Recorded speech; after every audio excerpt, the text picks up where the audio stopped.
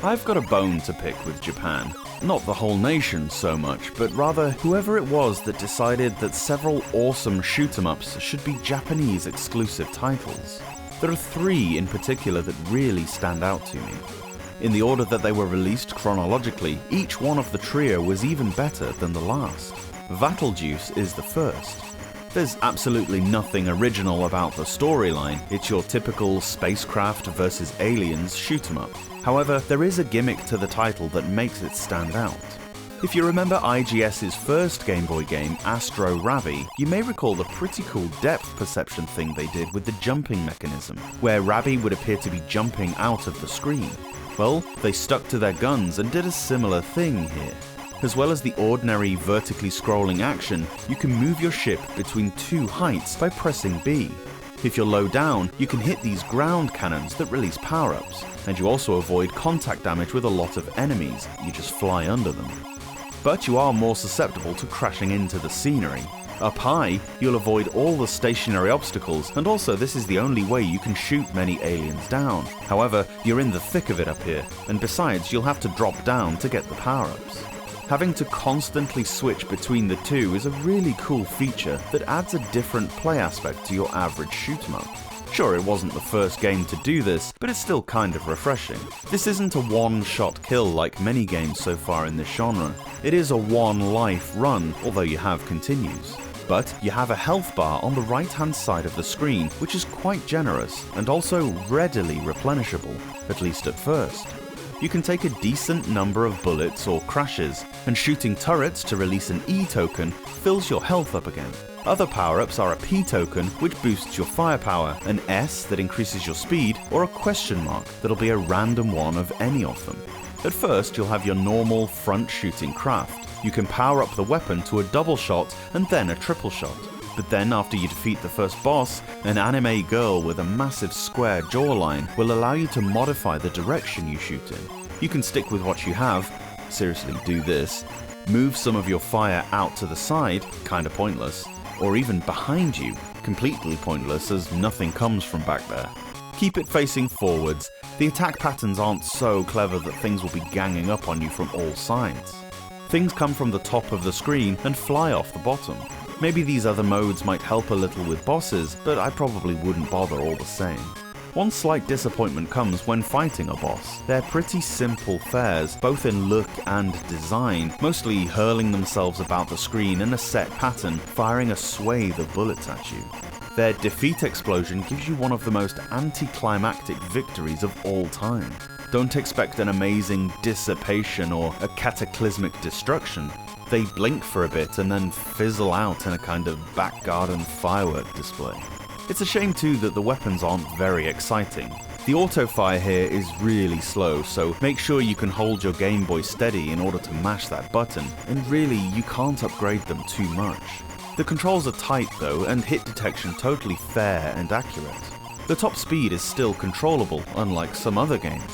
Be wary that in some of the rock edifices there are what appear to be passages at the bottom, which appear that you'd be able to fly through if you were at the lower height. You can't, you'll just smash into the wall, so don't be tempted to do some daredevil maneuvers. If you hit anything at the lower level, the game will shoot you back up to the high one too. The scenery isn't particularly riveting. It looks decent, but there's a lot of repetition. So much so that the last stage must repeat 5 or 6 times. Exactly the same enemy placements, the same turret spots, everything, to the point where I thought I must be missing a hidden entrance or something, when my ship finally sped off to the boss. To change things up a bit, there'll be 1 or 2 parts per level where everything starts going lots faster, leaving you basically unable to even see those ground targets, never mind hit them. The music is excellent and plows along at a fast pace, with some nice sound effects to back it up, although again, variation was not the developer's strong suit. I would suggest getting Giuce if shoot-em-ups are your thing for sure, as it's uncommon but not massively expensive. Don't pay a great deal for it because while good, it's not outstanding. It is quite short, only 5 levels, and slightly lacking in intrigue in places, but I like the speed changes and the 2 play heights. An interesting little obscurity.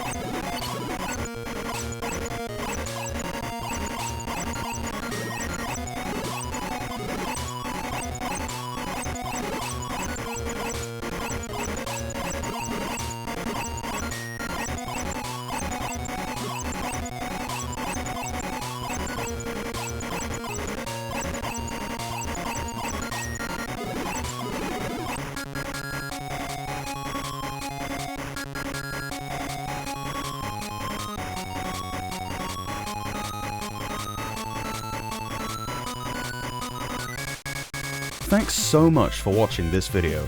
Let me know your thoughts on the game down below, and if you can spare a second, give the review a quick thumbs up, it really helps out. Subscribe to the Portable Power Podcast for a new Game Boy review every day from Monday to Friday. Or alternately, new episodes of the podcast drop every Saturday and Sunday on whichever platform you get your pods. See you later on.